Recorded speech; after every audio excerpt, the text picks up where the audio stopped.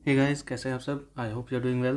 तो last day हम लोगों ने परसेंटेज के कन्वर्जन देख लिए थे, जिसमें हम लोगों ने सीखा जैसे अगर यहाँ 1 लिखा हुआ है इसका मतलब हुआ 100%, और अगर हाफ लिखा हुआ है इसका मतलब हुआ 50%। और इनके बीच में कन्वर्जन जो होता है, अब अगर 1/3 लिखा हुआ है इसका मतलब होता है 33 1/3%। और इनके बीच में जो कन्वर्जन होता है उसे भी हम लोगों ने देख लिया था। ठीक है। तो लास्ट क्लास हम लोगों ने जो देखा था उसमें एक चीज़ कॉमन था। क्या कॉमन था? अगर हमारे पास, जैसे हम लोगों ने सीखा था, अगर 1/12 लिखा हुआ है इसका मतलब होता था आपका 8 1/3%, या फिर 8.33%।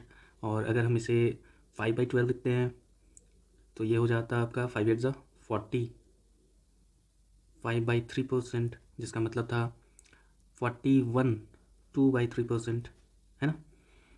और लाइकवाइज इधर भी आप मल्टीप्लाई कर दो तो 5 5 15 5 16 1 41.65% एंड लाइकवाइज। ठीक है। तो इस इन सब जितने भी क्वेश्चन थे तो उन सब में एक चीज़ कॉमन था। ये जो था, जैसे हम कहते हैं न्यूमरेटर, इंग्लिश में न्यूमरेटर कहते हैं इसे, और नीचे वाले को कहते हैं डिनोमिनेटर। ठीक है। तो न्यूमरेटर हमेशा आपका डिनोमिनेटर से छोटा हुआ करता था, है ना। यहाँ पर जो भी देखोगे न्यूमरेटर हमेशा छोटा होता था, डिनोमिनेटर से होता था, है ना। इसलिए हमारा फ्रैक्शन हमेशा 100 से कम ही आता था। हमारा जो भी फ्रैक्शन या परसेंटेज था वो हमेशा 100 से कम आता था, है ना। तो अगर ऊपर वाला जो आपका न्यूमरेटर है वहीं अगर बड़ा हो जाए, डिनोमिनेटर अगर छोटा हो जाए, है ना, डिनोमिनेटर अगर छोटा हो जाए, फॉर एग्जांपल अगर हम 11/7 लिखते हैं तो अब देखो ये जो आपका न्यूमरेटर है, ये तो आपका बड़ा हो गया किससे? डिनोमिनेटर, इससे बड़ा हो गया, है ना। डिनोमिनेटर इसे कहते हैं। जब न्यूमरेटर बड़ा होता है डिनोमिनेटर से, इसका मतलब क्या हुआ? इसका मतलब ये हुआ कि आपका जो भी परसेंटेज आएगा that will be greater than 100। ठीक है, ग्रेटर देन 100। और वो क्यों होता है इसे हम समझ लेते हैं एक बार। ये बहुत ही इंपॉर्टेंट है, इसे आप समझ लो। अगर आप कोई भी फ्रैक्शन लिखते हो परसेंटेज के टर्म्स में, अगर हम कोई भी फ्रैक्शन लिखते हैं, जैसे अगर यहाँ पर हम लोगों ने 3/8 लिखा, है ना, तो ये जो 8 नीचे वाला जो पार्ट है ये आपका ओरिजिनल वैल्यू होता है। ये आपका ओरिजिनल वैल्यू होता है। ठीक, जो हम मान लेते हैं कि ये ओरिजिनल है। और ये जो ऊपर वाला है ये आपका जो भी आपका इंक्रीज़ या डिक्रीज़, या फिर जो परसेंटेज, या फिर जो हम लोग परसेंटेज इसका कैलकुलेट कर रहे होते हैं वो होता है। ठीक है।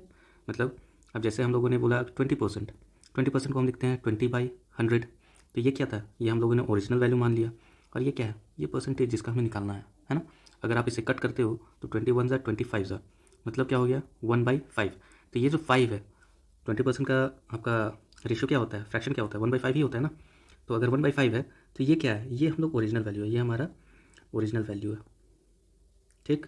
और ये जो है ये आपका जो भी इंक्रीज़ डिक्रीज़ या परसेंट जो भी हम निकाल रहे होते हैं वो होता है। ठीक है। तो हम यहाँ डिस्कस कर रहे थे कि अगर आपका न्यूमरेटर बड़ा हो गया डिनोमिनेटर से, मतलब क्या हुआ? ये ओरिजिनल वैल्यू हो गया, है ना। ओरिजिनल वैल्यू जो है ये छोटा है, और न्यूमरेटर जो आपका जो भी परसेंटेज हम लोग निकाल रहे होते हैं या फिर जिस पे कैलकुलेट कर रहे होते हैं वो बड़ा हो जाएगा। तो क्या होगा? तो आपका परसेंटेज हमेशा 100 से बड़ा आएगा। क्यों आएगा? देखो, तो अगर आप इसे डिवाइड करते हो तो क्या आएगा? 11 यहाँ 7, 7 1 जा 7, कितना आया? 4, यानी 1/4/7 होगा। 1/4/7 आएगा। इसका मतलब क्या हुआ? इसका मतलब हुआ कि आपका 1 + 4/7। तो ये इतना क्यों आया? इसको भी हम लोग एक बार यहाँ देख लेते हैं। देखो, 1/4/7, अगर 1/4/7 लिखा हुआ है इसका मतलब क्या हुआ? अगर हम इसे, ये जो आपका मिक्स्ड फ्रैक्शन है ये होता है, ये मिक्स्ड फ्रैक्शन होता है। मिक्स्ड फ्रैक्शन अगर हम इसे सिंपल फ्रैक्शन में अगर कन्वर्ट करें, सिंपल फ्रैक्शन, देखो मिक्स फ्रैक्शन है, देखो एक होल पार्ट भी है और इधर फ्रैक्शन पार्ट भी है। तो हम अगर सिंपल फ्रैक्शन में अगर इसे कन्वर्ट करते हैं तो क्या करेंगे? ये जो मिक्स्ड फ्रैक्शन है इसे सिंपल फ्रैक्शन में कन्वर्ट करने के लिए हमें क्या करना होगा? इसको समझने के लिए हम लोग फिर से अपने जो डिवीजन था उसे देख लेते हैं। हम लोगों ने डिवाइड किया था इस तरह से, 11 था, यहाँ पे 7 था, है ना। 7 1 जा 7, यहाँ पर आया 4, है ना। तो ये जो होता है, ये जो डिवाइड कर रहा है इसे हम कहते हैं डिवाइज़र। ठीक है। ये जो है जितने बार में जाता है इसे हम कहते हैं कोशेंट। ठीक। और ये जो नीचे बच जाता है मतलब रिमेन किया, तो रिमेन किया तो उसे क्या बोलेंगे? रिमाइंडर, है ना। तो और ये जो अंदर वाला है, ये जो पार्ट जो अंदर में है इसे हम कहते हैं डिविडेंड, जिसे हम डिवाइड करते हैं। क्लियर। तो अगर हमें डिविडेंड लाना हो, है ना, अगर हमें डिविडेंड चाहिए तो उसका फॉर्मूला क्या होगा या फिर कैसे लेकर के आएंगे, देखो डिवाइज़र जो भी है, डिवाइज़र इंटू कोशेंट होगा कि नहीं होगा, डिवाइज़र इंटू कोशेंट 7 1 7, फिर जो लास्ट में बच जाता है उसे हमें ऐड करना पड़ेगा, दैट इज़ रिमाइंडर। क्लियर?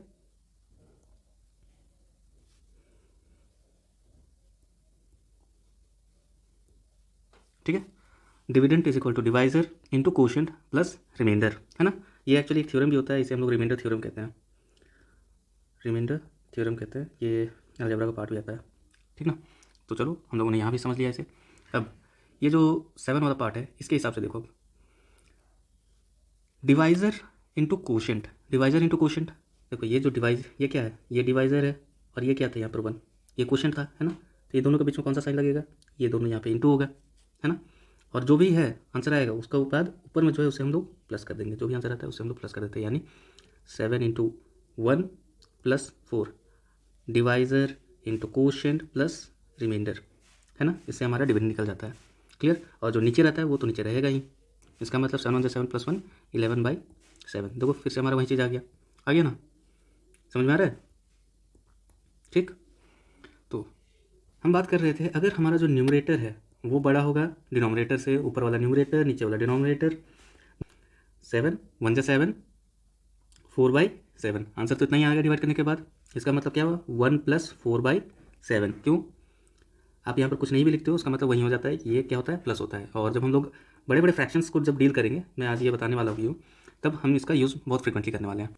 अब देखो हम लोगों ने लास्ट क्लास में डिस्कस किया था 1 का मतलब क्या होता है, हम लोगों ने लास्ट क्लास में डिस्कस किया था 1 का मतलब होता है 100%, है कि नहीं। और अगर 1/7 का वैल्यू, हम 1/7 का परसेंटेज हम लोगों ने देखा था कि 14 2/7% होता है, तो 4/7 क्या कितना हो जाएगा, 4 × 14 2/7, आप जब इसे कैलकुलेट करोगे तो ये आएगा 14 4 ज़ा 56 57 57 1/7%, 57 1/7%, दैट इज़ ये टोटल कितना हो गया 57 1/7%, यानी 11/7 के जो परसेंटेज में जो वैल्यू है वो कितना है, ये इतना है। तो इन केस आपके पास अगर क्वेश्चन आता है कि फाइंड, क्वेश्चन आया आपके पास find the value of 157 1/7% of 49, तो आपका आंसर क्या आएगा, सिंपल, आप इसे डायरेक्टली कन्वर्ट करने की जगह ये आप एक बार ऐसे लिख लो, ऑफ मतलब ऑफ 49, इसका मतलब हुआ, इसका मतलब हमें पता है कि ये कितना हो जाता है 11/7 × 49, यहाँ से आप काट दोगे 7 7 49, दैट इज़ 77। तो कैलकुलेशन काफ़ी इजी हो जाती है अगर आपको पता हो कि किसे कन्वर्ट कैसे करना है ना। तो दोनों चीज़ आपको पता होना चाहिए, अगर आपका न्यूमरेटर बड़ा है तो आप उसे परसेंटेज के टर्म्स में कैसे लिखोगे, है ना। अगर आपके पास फ्रैक्शन है तो उसे आप परसेंटेज के टर्म्स में कैसे लिखोगे, और आपके पास अगर परसेंटेज है तो उसे आप फ्रैक्शन के टर्म्स में कैसे लिखोगे, है ना। चलो कुछ और एग्जाम्पल्स देख लेते हैं हम लोग। अगर हमारे पास दिया हुआ 31/6, इसका मतलब क्या हुआ, इसका मतलब ये हुआ कि 6 5 ज़ा 30 1/6, इसका वैल्यू इतना ही आएगा। डिवाइड करने पे इसका मतलब हुआ 5 1/6 होगा। 5 का मतलब अगर 1 का मतलब अगर 100% होता है तो 5 का मतलब क्या होगा, 500% होगा या नहीं होगा, होगा 500 प्लस 1/6 के वैल्यू हमें कितना पता है, 1/6 होता है 16 2/3%, कितना हो गया 16 2/3%। तो ओवरऑल 516 2/3%, 31/6 की वैल्यू। क्लियर, समझ में आ रहा है ना। आप इसे थोड़ा और डिफरेंट वे में भी समझ सकते हो अगर आपको इसमें डिफिकल्टी आ रही है कि डायरेक्टली कन्वर्ट कैसे करना है। हालांकि सबको पता ही होता है डिवीजन क्या होता है, अगर आप कंपटीशन की तैयारी कर रहे हो तो डिवीजन आपको पता ही होता है। फिर भी अगर for the sake of simplicity मैं एक बार और बता देता हूँ, अगर आपको 31/6 दिया हुआ है तो आप सिंपली ये जो है इसके कोई मल्टीपल्स में, मल्टीपल मतलब इसका गुणनखंड, है ना, इसके मल्टीपल्स में आप ऊपर वाले को तोड़ दो तो क्या होगा, 6 6 5 30 होता है, तो ऊपर वाले को मैं लिख सकता हूँ 30 + 1/6, होगा कि नहीं होगा, 30 + 1 31/6, एक ही बात है। इससे आप अगर आप अलग करते हो क्या आ जाएगा, इतना आएगा, यानी 5 + 1/6, और अभी हम लोगों ने देखा इसका वैल्यू कितना हो जाता है 500 + 16 2/3%, और ओवरऑल 516 2/3%। क्लियर, समझ में आ रहा है। बात एक ही है, आप यहाँ पर भी देखोगे तो वही चीज़ हो रहा है।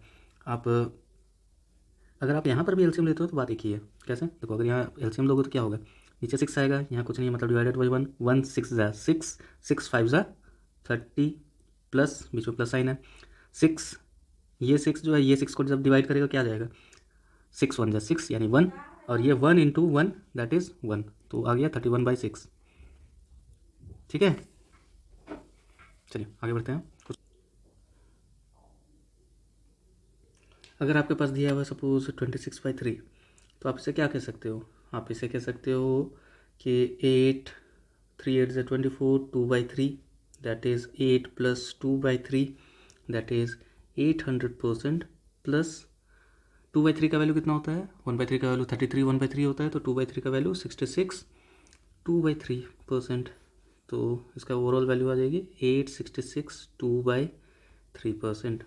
या फिर आप इसे ही देखो, यहाँ पर आप इसे ऐसे भी लिख सकते हो कि ये हो जाएगा आपका 24 प्लस 2/3, क्योंकि 3 का मल्टीपल में 24 आता है, इसलिए मैंने यहाँ पर 24 प्लस 2 लिखा है। ठीक है, सो दैट अच्छे से डिवाइड हो जाए। तो ये हो जाएगा 8 प्लस 2/3 है ना, अगेन अगर इतना आ गया तो 866 2/3% हो जाएगा, है ना। और एक मेथड हो सकता है, आप बोलोगे कि नहीं प्लस से क्यों करना है, माइनस भी कर सकते हैं ना, 27 - 1 भी तो होता है यहाँ पे, तो 27 - 1/3 है ना, तो 3 7 ज़ा, हाँ सॉरी, अब देखो ये भी तो 3 के मल्टीपल में ही है 27, है ना, तो ये हो जाएगा आपका 27/3 - 1/3 दैट इज़ 9 - 1/3। आप इसे कह सकते हो 8 + 1, 8 + 1 9 होता है, -1/3, कोई दिक्कत होनी तो नहीं चाहिए, 8 + 1 9, और इधर वाला जो -1/3 है ना, क्लियर। अब देखो 8 प्लस 3 1 ज़ा 3 -1/3, इधर वाले पार्ट को मैंने कन्वर्ट किया, इसका वैल्यू आ जाएगा 8 प्लस 3 - 1 2/3, और अगेन अगर 8 + 2/3 है तो यहाँ हम लोगों ने देख ही लिया, इसका वैल्यू आ जाएगा 866 2/3।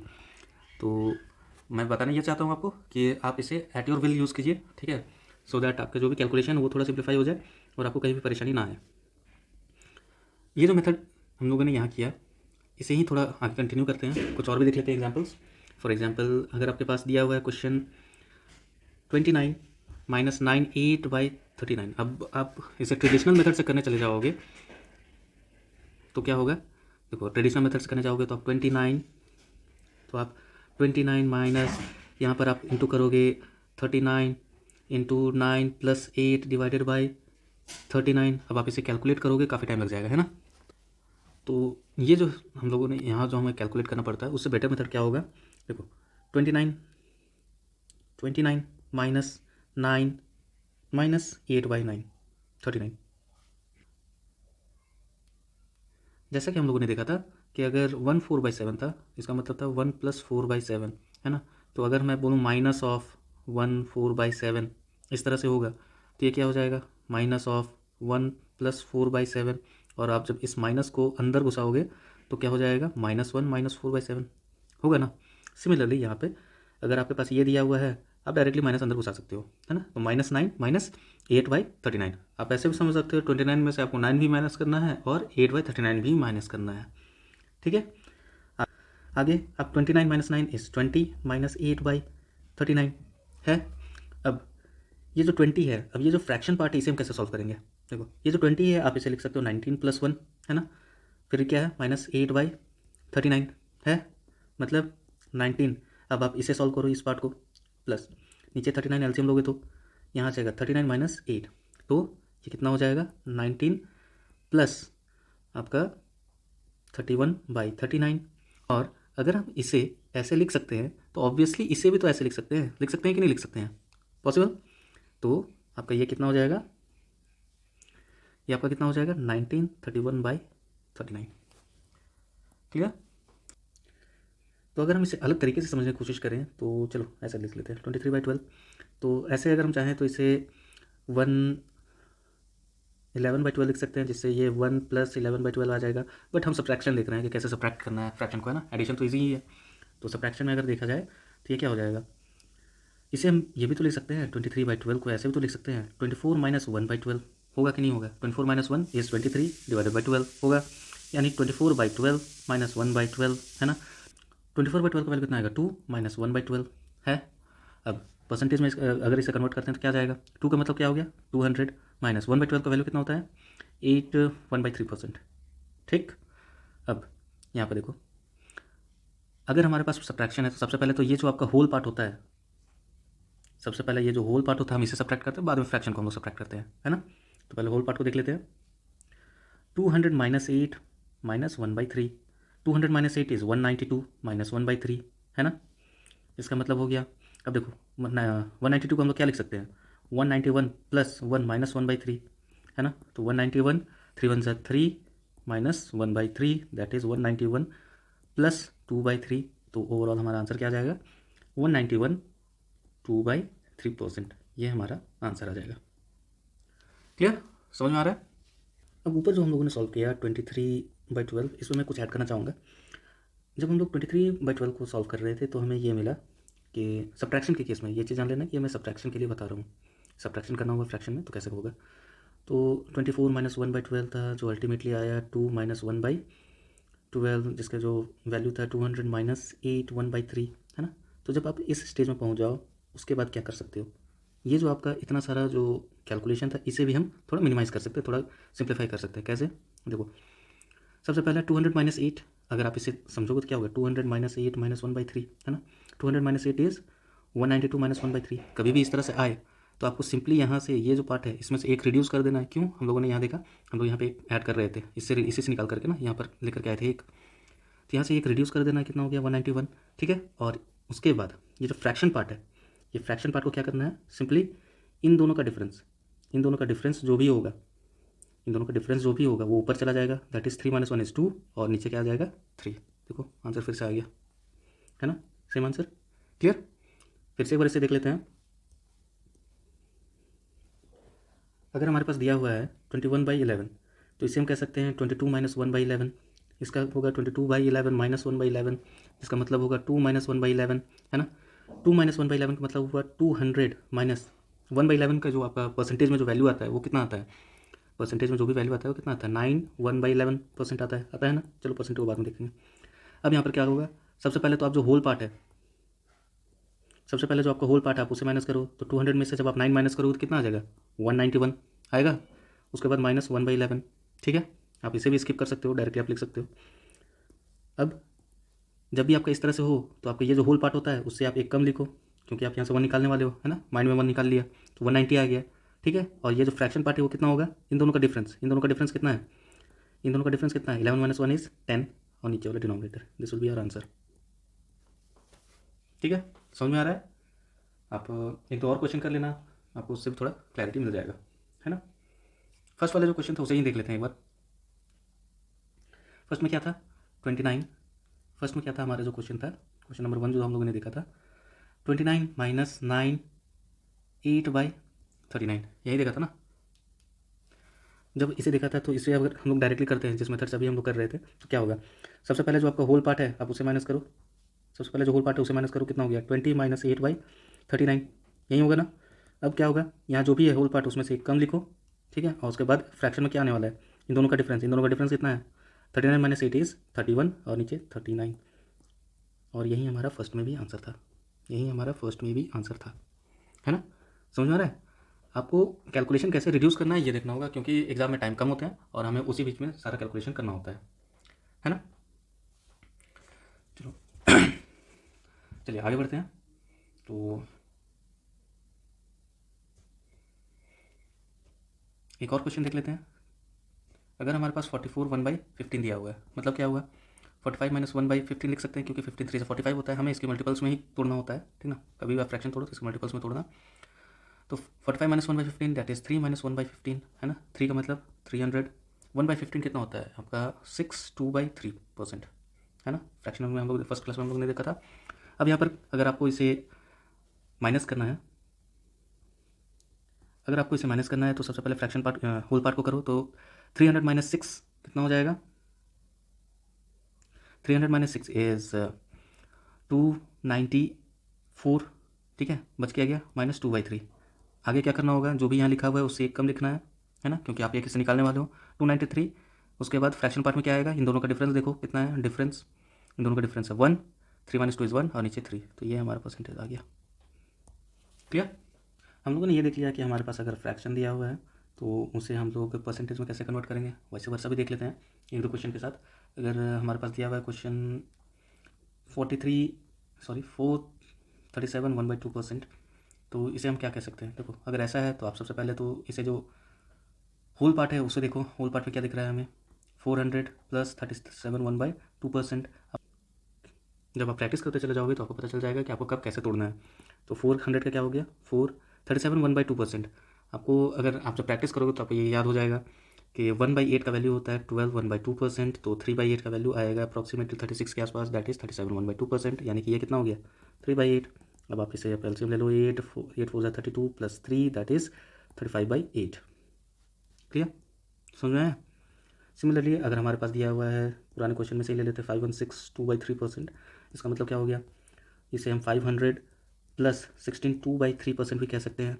500 मतलब 5 होता है और 16 2/3 किसका रेशियो होता है, 1/6 का रेशियो होता है, that is 6, 5 6 30 plus 1 that is 31/6। समझ में आया। एक दो और ले लेते हैं। अगर हमारे पास 157 1/7% है, ये भी पुराने क्वेश्चन से ही लिया हुआ है, तो ये कितना हो सकता है, देखो सबसे पहला 100 प्लस 57 1/7%। अब आप ये सोच रहे हो कि मैं कैसे गेस कर रहा हूँ कि ये कब क्या लेना है। आप ये देखो, ये कुछ जाना पहचाना लगा था मुझे, ये भी कुछ जाना पहचाना सा ही लग रहा था, ये भी कुछ जाना पहचाना सा लगा था।